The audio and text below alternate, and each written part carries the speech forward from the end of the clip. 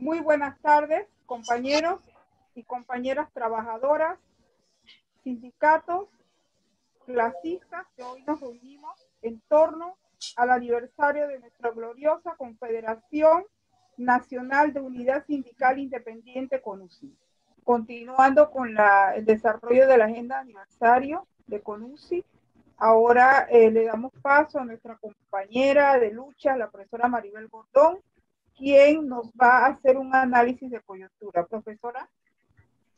Buenas noches, compañeras y compañeros. En primer lugar, permítame extender un saludo cordial a los integrantes y a las integrantes de CONUSI, organización de la cual me siento parte.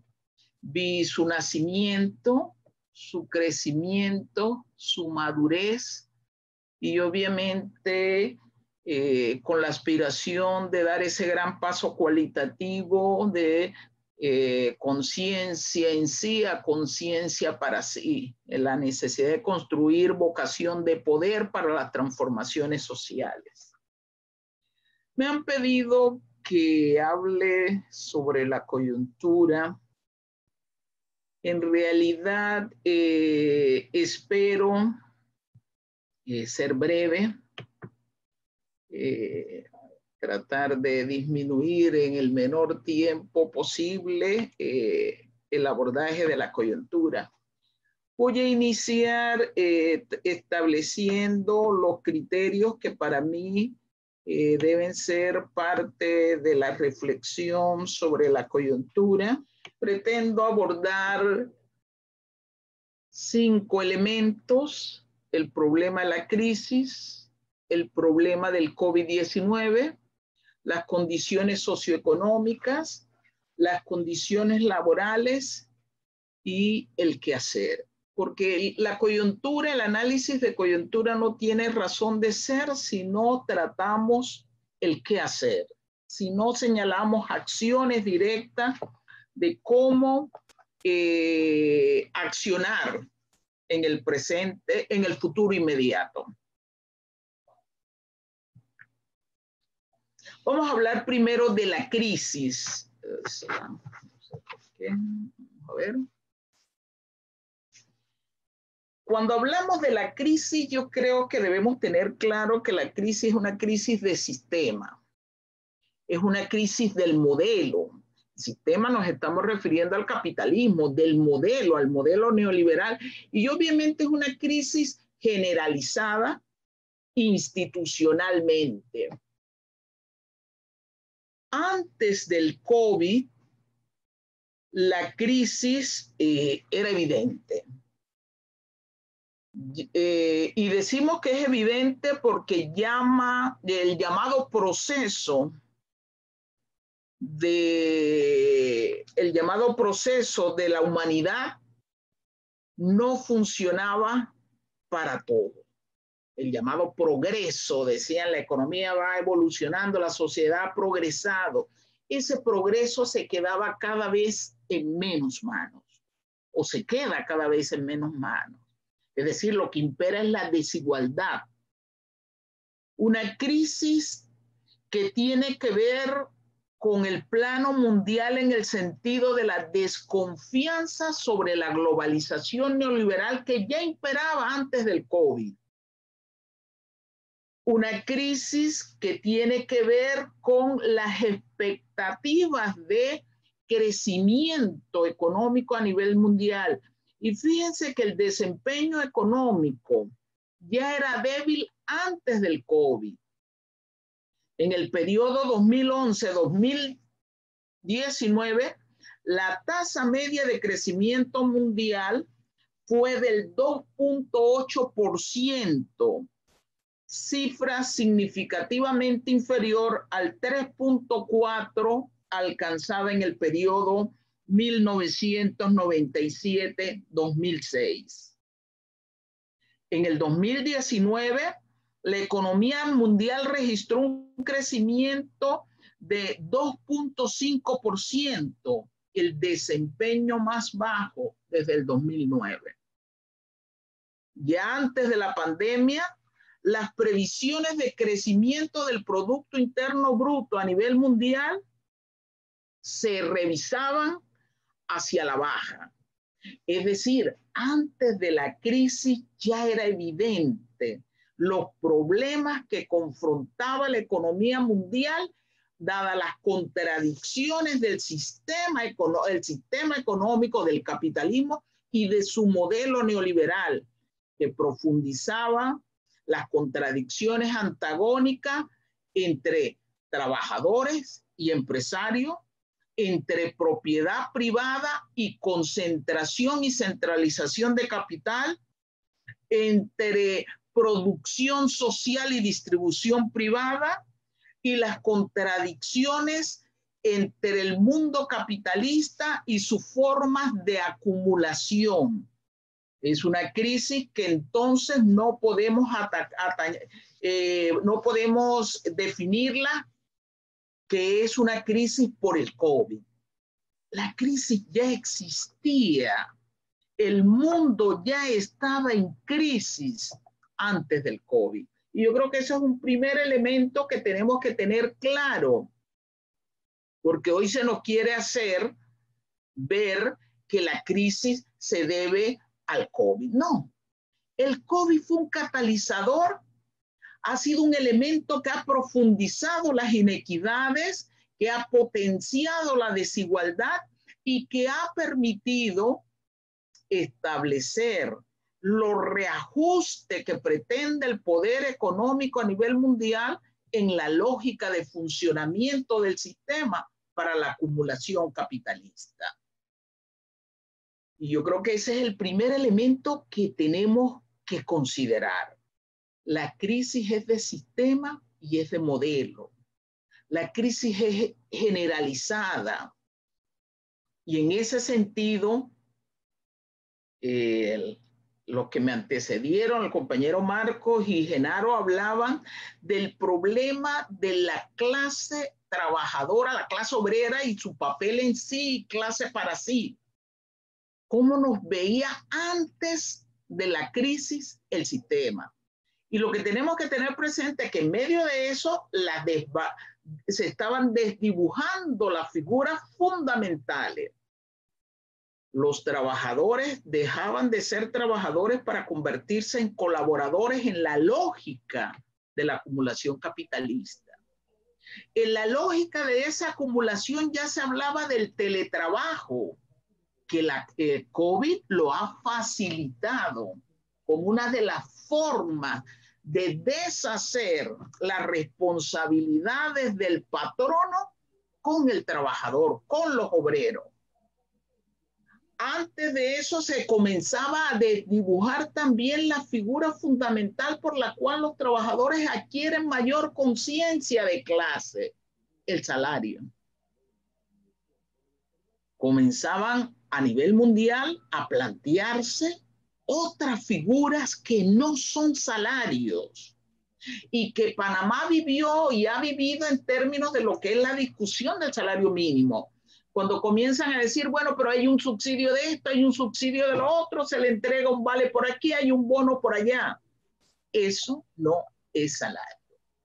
Y en la crisis del sistema, en la crisis del modelo, ya eso comenzaba a imponerse antes del COVID.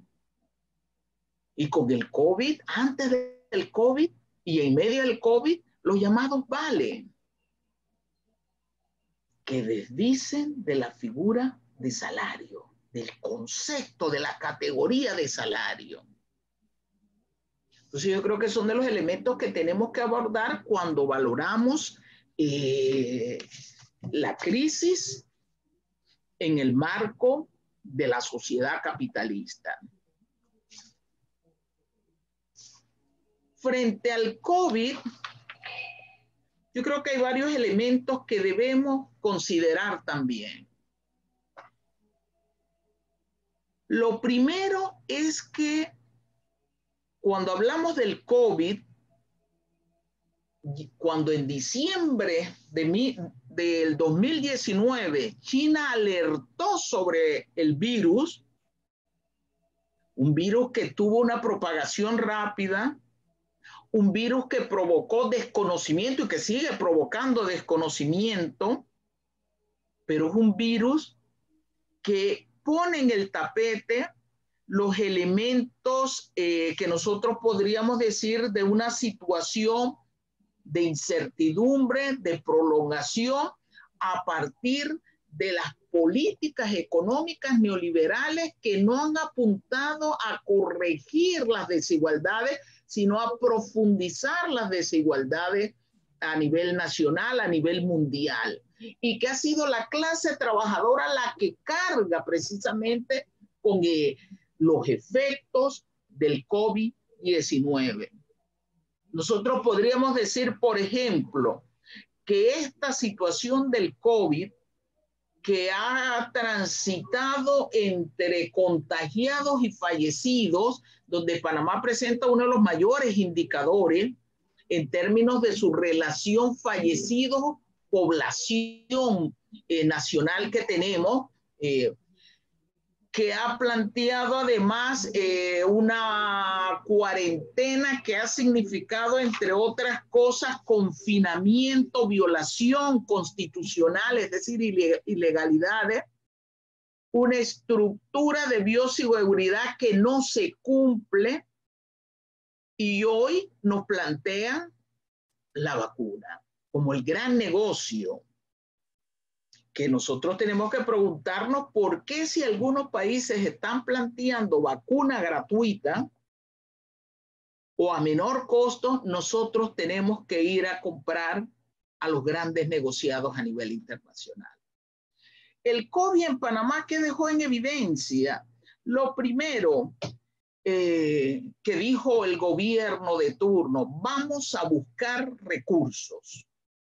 Con recursos, promulgación de bonos de la República, de bonos globales, y la promulgación además de deuda, pero no para resolver las necesidades acuciantes de la mayoría de la población. Aquí en medio del COVID se sigue favoreciendo a los sectores que históricamente han sido beneficiados con las políticas económicas, con las políticas gubernamentales. Un caso concreto, el caso de los sectores bancarios, de los sectores financieros de este país. El COVID reflejó además la ausencia de planificación en nuestro país, la improvisación, la ineficiencia, la ineficacia, lo que dista de una política económica que pueda resolver los urgentes problemas de la población. A la mayoría de los panameños se les envió, de la clase trabajadora, se les envió con contratos suspendidos y salarios suspendidos. Más de 280,000 contratos suspendidos, con salarios suspendidos y sin apoyo real de las autoridades de gobierno. Es decir, una falta de apoyo a las familias, con lo cual las condiciones precarias de vida se ven profundizadas.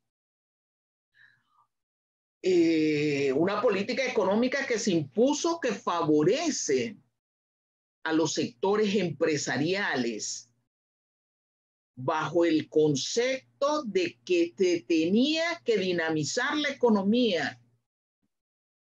Y cuando plantean dinamizar la economía, para ellos la dinamización o la recuperación, que es el concepto que han utilizado de recuperación económica, es el sector empresarial.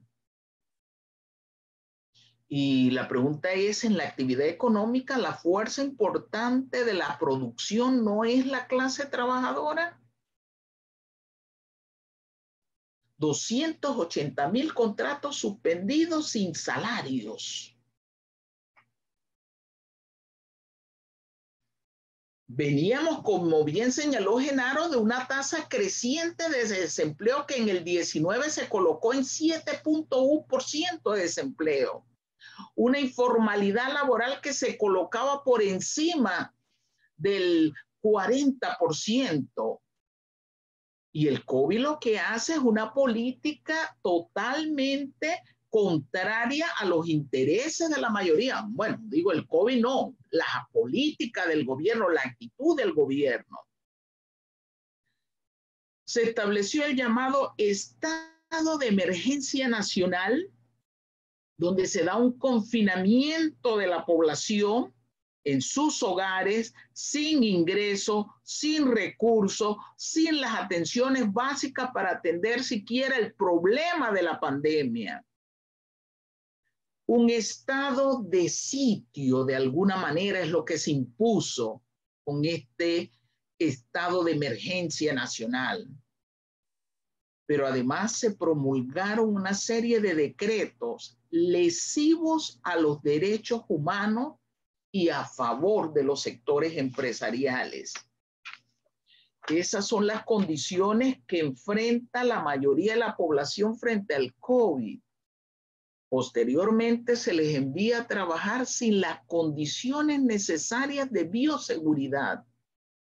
Una población que está clamando que se dé recursos para poder cubrir sus necesidades fundamentales de vida.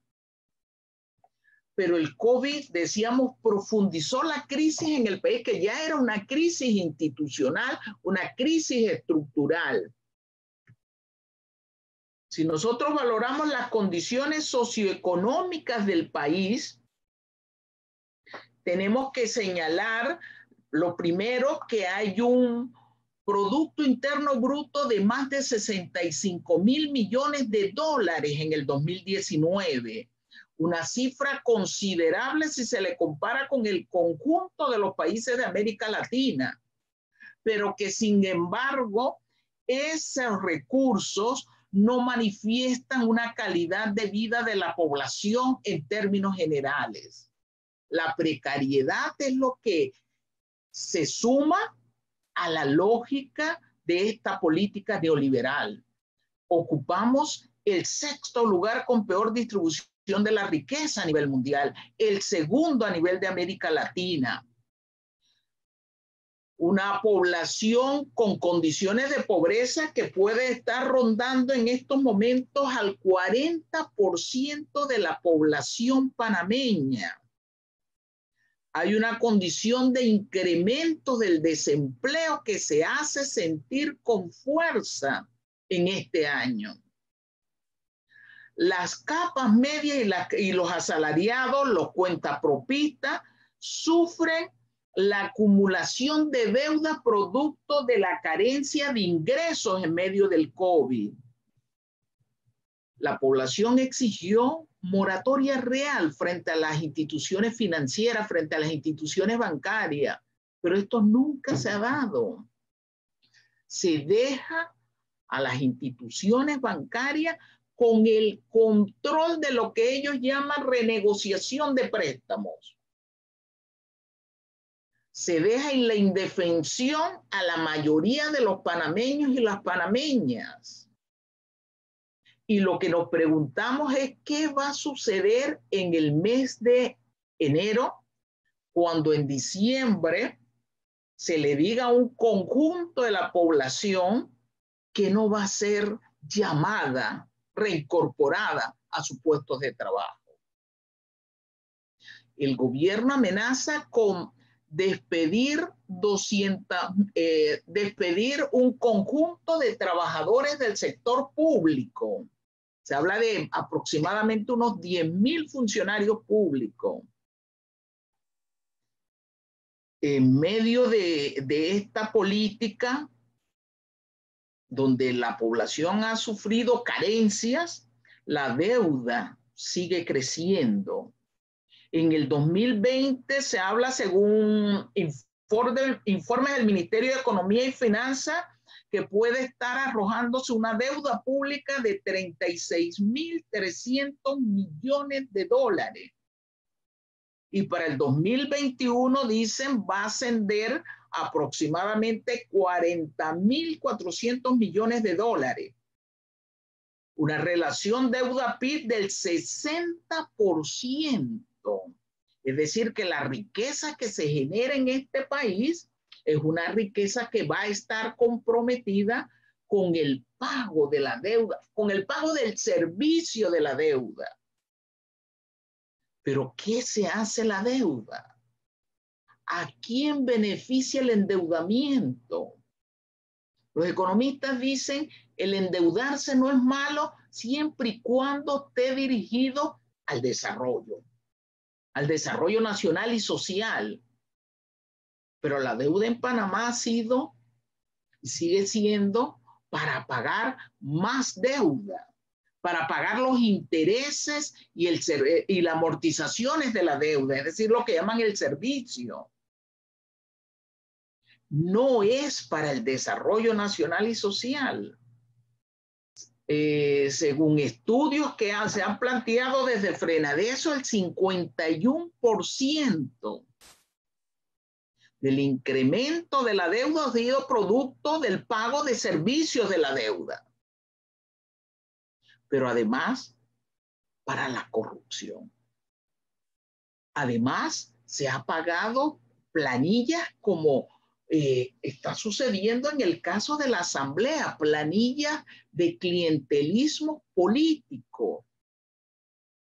Mientras la población sigue carente de vivienda digna, de salario justo, de acceso a la alimentación, de acceso a agua potable, de carencias en términos de su educación y la salud.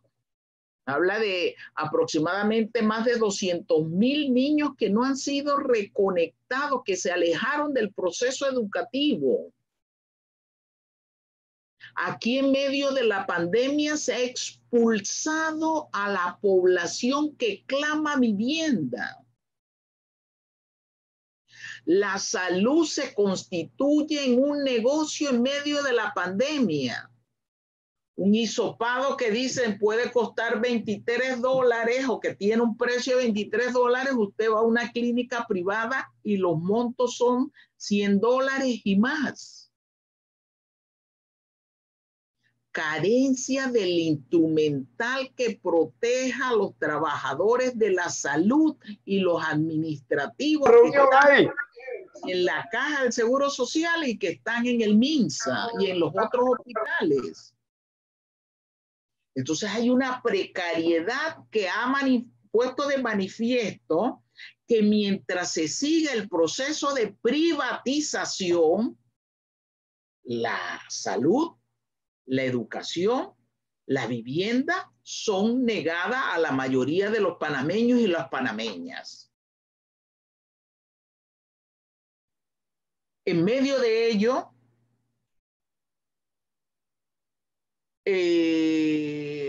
se ha firmado un acuerdo con el Banco Mundial. Han señalado que es un acuerdo de 10 puntos, de los cuales los panameños desconocen cuál ha sido la connotación de esos requisitos, cuáles son los compromisos que hemos adquirido. Si vamos al lado, donde nuestros vecinos, en Costa Rica, una Costa Rica en las calles, producto del acuerdo con el Fondo Monetario Internacional, que entre otras cosas planteaba elevación de los impuestos al consumo, que entre otras cosas planteaba efectivamente procesos de privatización de servicios. 10 puntos firmados por este gobierno que desconocemos cuál es el alcance, la magnitud de ello.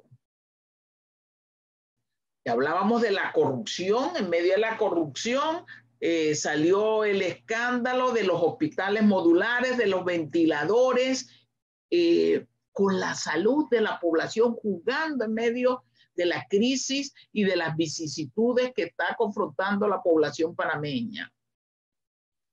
Aquí se habla de reactivación económica, pero la reactivación económica se mira desde una sola cara, la cara empresarial, del gran empresario. Y una de las pruebas latentes de esto, de lo que debe ser la toma de conciencia, aquí al que se favorece en medio de la crisis es al gran capital, Eso es lo que estamos viviendo. Y es lo que tenemos que tener conciencia de el futuro inmediato, de las vicisitudes, de las medidas que vamos a tener que enfrentar en lo inmediato. Algo que salió a flote en medio del COVID y que tiene que ver con las condiciones socioeconómicas, la política migrante. Hay un descontrol en la política migrante. Se supone que en este país se fueron más de medio millón de extranjeros salieron del país. Pero antes del COVID veíamos desplazamiento de fuerza de trabajo local por fuerza de trabajo extranjera. Y siempre hemos dicho que la disputa no es o no puede ser entre trabajadores. La discusión, la disputa y la lucha tiene que ser contra un modelo que genera esas condiciones. En lo laboral, sé que están más claros, con mayor información. Bueno, un desempleo que hoy se habla ronda el 15 al 20%, pero que se calcula que para diciembre el 25% de la fuerza laboral va a estar desempleada. Pérdida de puestos de trabajo. Y también hemos vivido la pérdida de las condiciones laborales. La informalidad se prevé estará a fin de año en el 62% de la población económicamente activa, incluyendo a la fuerza de trabajo en el sector agrícola. Eso es lo que proyecta la OIT.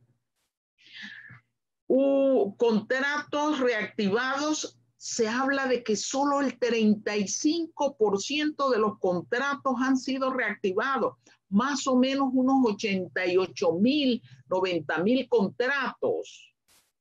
Y no se prevé que para fin de año se logre reincorporar a toda la fuerza de trabajo. Es más, aquí hay que denunciar que en términos de lo que es la condición laboral hay una flagrante violación sistemática de los derechos de los trabajadores y las trabajadoras. Aquí se ha reincorporado a trabajadores para despedirlos luego, ya sea a través de mutuos acuerdos o cambiándole el contrato de trabajo por condiciones más leoninas. Aquí se han incorporado trabajadores con jornadas reducidas y salarios reducidos. Es una clara violación a los derechos de la clase trabajadora. Es una clara violación al derecho a la seguridad social de los trabajadores. Porque hay que señalar que en medio del COVID, cuando se envían a los trabajadores con contrato y salario suspendido, la Caja del Seguro Social se vio afectada. Porque eran cuotas que no se recibieron. Y la pregunta está, durante estos 7 meses, ¿cómo quedan los trabajadores? 7 meses, casi un año perdido, que va a implicar postergar aún más para cumplir el requisito para la seguridad, para el acceso a la jubilación, a la pensión. Aquí se ha llamado a trabajadores y luego se les despide. Y entonces, ¿qué pasa con ellos en su estado de indefensión cuando no aparecen ya en el mal llamado bono de los $100? Queda en un estado completo de indefensión el trabajador, porque quedó despedido, pero fue sacado de la lista del derecho al bono.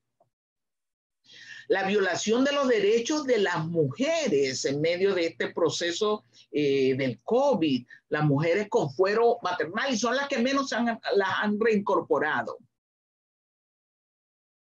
Y frente a eso, ¿qué dice Mitradel? ¿Qué hace Mitradel?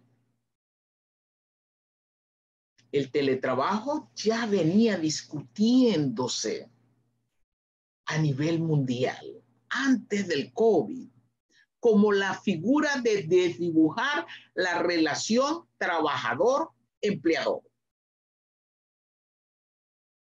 Y eso tenemos que tomar conciencia de que en medio de esta pandemia se ha aprovechado para lo que significan los reajustes de un sistema capitalista más explotador, cuyas tasas de intensificación del ritmo de trabajo se incrementan. Ya no solo plusvalía absoluta, sino mayor plusvalía relativa. La incertidumbre frente al 2021. Y en medio de ello, las amenazas de reformar la ley de educación, de reformar la ley de seguridad social, de incrementar los impuestos, el costo de vida aumentado. Las amenazas de despidos. Y una patronal que dice que lo que hay que rescatar es la economía porque no vale rescatar 100% de la salud si la economía quiebra. Y en esa lógica yo pregunto, ¿qué hacen? ¿Cómo valoran ellos la otra cara de lo que ellos llaman mercado, los consumidores? Una población sin recursos, una población con la capacidad adquisitiva mermada considerablemente, un trabajador que en algunos casos no se ha hecho efectivo el aumento del salario mínimo, que dicho sea de paso no cubre el costo de la canasta básica familiar ni de alimentos. Estas son las condiciones laborales.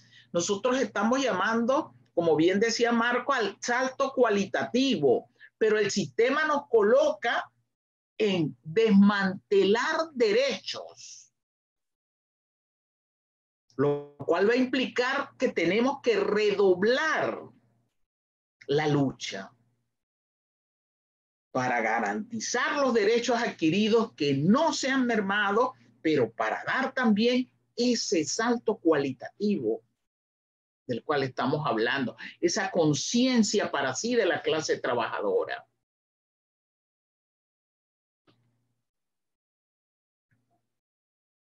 Creo que para finalizar, porque después me van a sacar del tapete, a mí nunca me gusta trabajar el qué hacer, porque creo que es irrespetuoso hacia los compañeros y las compañeras.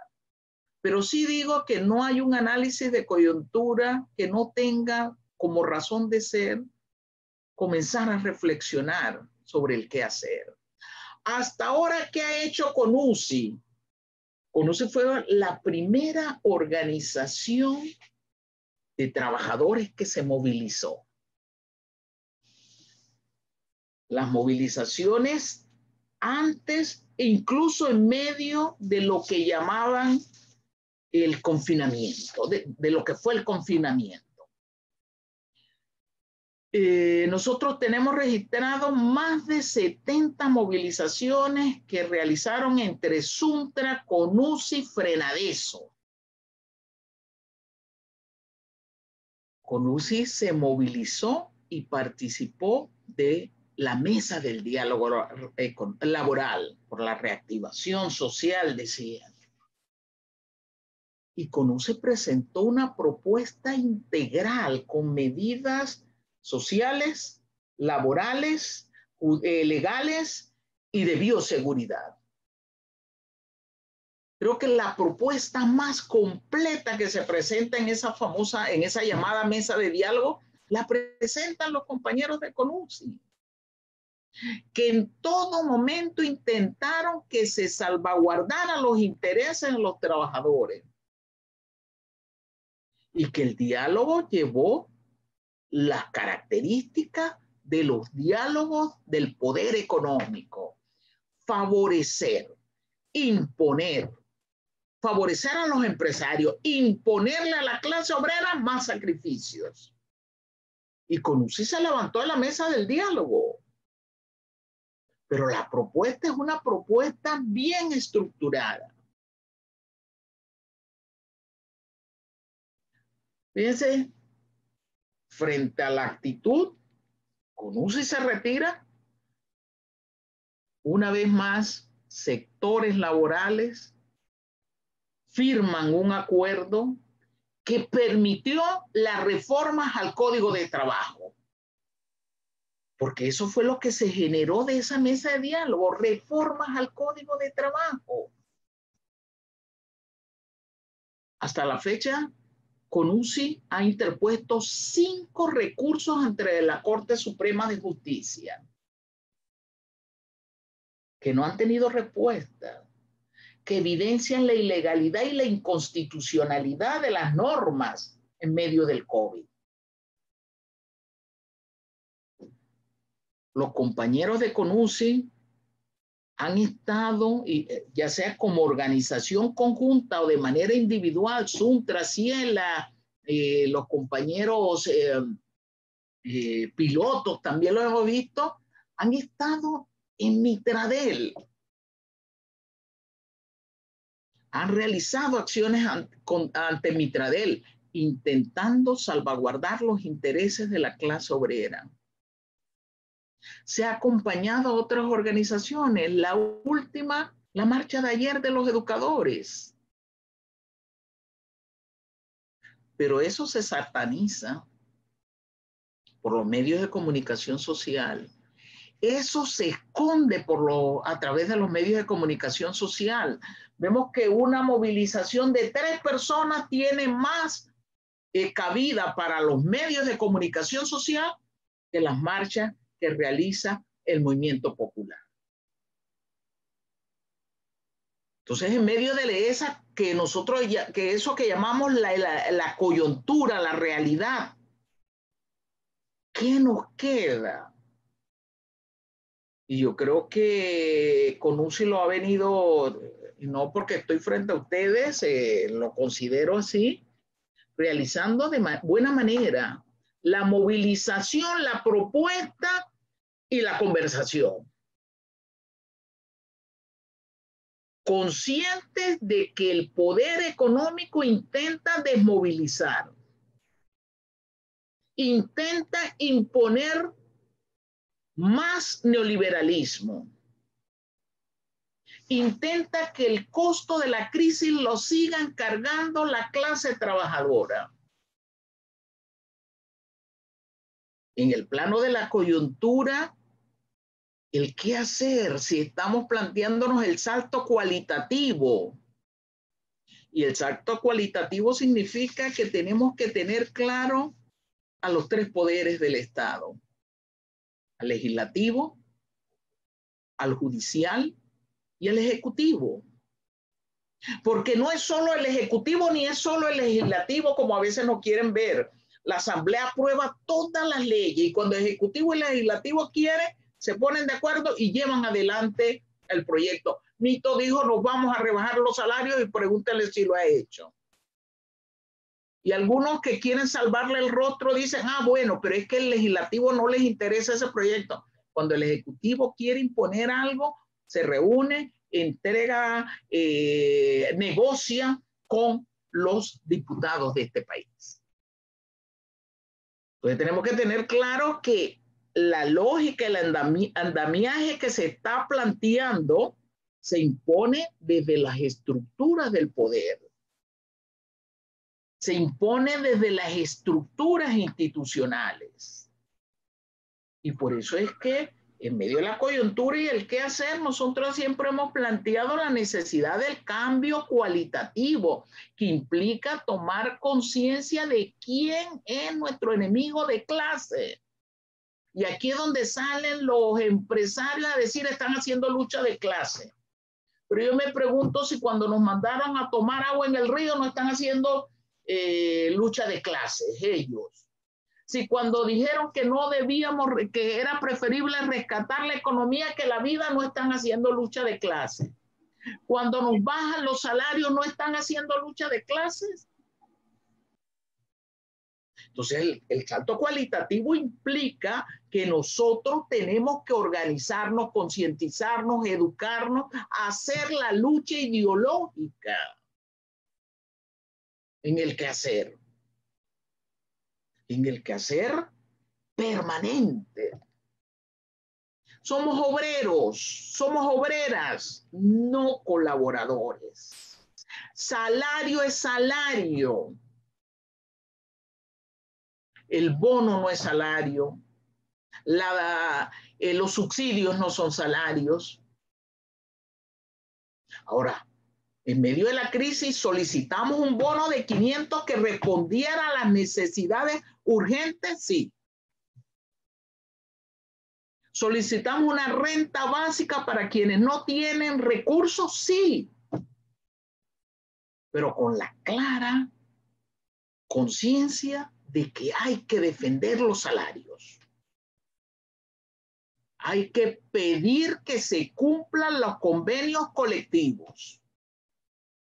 Hay que exigirlo, no pedirlo. Que se cumpla el salario mínimo. Con esa claridad, con esa firmeza que creo que debe ser la estructura en esto de la clase en sí y la clase para sí. Y en la clase para sí, ¿hasta cuándo? Como dice Saúl Méndez, vamos a seguir votando por nuestros verdugos.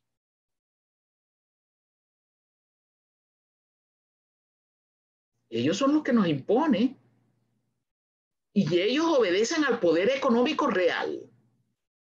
A lo que nosotros hemos llamado las 115 familias. Aquí van a desaparecer empresas pequeñas, sí, pero no por los obreros, sino por la estructura capitalista que impone los intereses del gran capital y del capital transnacional. Aquí en medio de esto se ha exonerado de impuestos a las empresas. Se les ha dado moratoria en la cuota del seguro social. Nos han descontado, y eso venía desde antes de la pandemia, se le hizo un primer ajuste en ese sentido. Los empresarios siguen ganando. Algunos podrán tener menores tasas de ganancia, pero siguen ganando. Pero el salario real de los trabajadores se ha visto disminuido y en algunos casos se ha visto perdido. En medio de la crisis nos impusieron el 311 de la Seguridad Social, que es privatización, fusión, minsa caja. En medio de la crisis nos impusieron el 157, que es el 157, 51, que es reforma al Código de Trabajo. Entonces, yo creo que sobre las cosas que tenemos que reflexionar, los números son importantes, pero los promedios a veces esconden inequidades. La situación es más profunda. Hay que construir la unidad.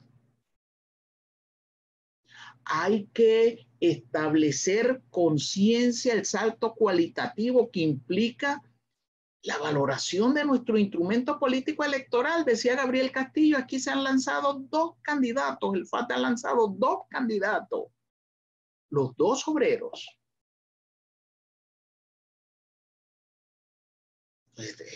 Parte de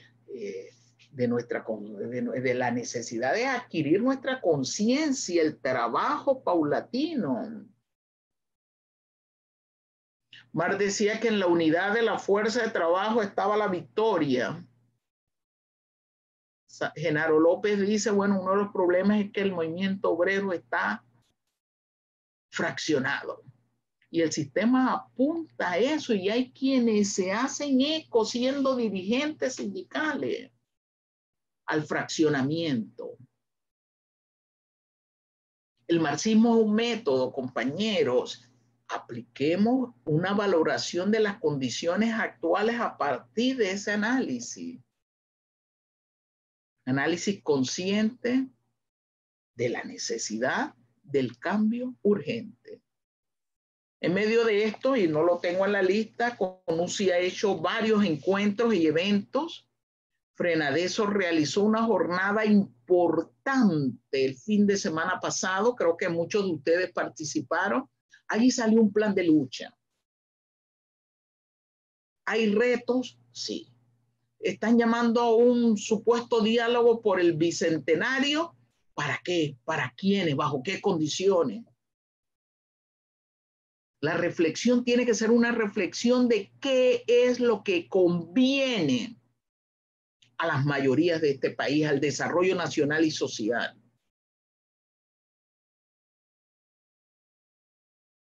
Otro diálogo de yo con yo. Tenemos que reflexionar sobre eso.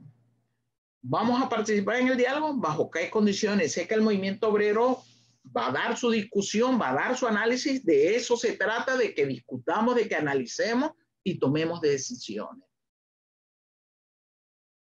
Finalizo recordando a un compañero que fue gestor de CONUSI, al compañero Andrés Hachón, uno de los compañeros que caminó en el 2005 y que se constituyó también en uno de los referentes de la lucha de CONUSI. Felicidades, compañeras y compañeros, y sin luchas no hay victorias. Gracias a la compañera y profesora Maribel por su excelente disertación.